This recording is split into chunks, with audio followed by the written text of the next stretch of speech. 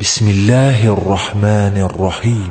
ولقد آتينا لقمان الحكمة أن اشكر لله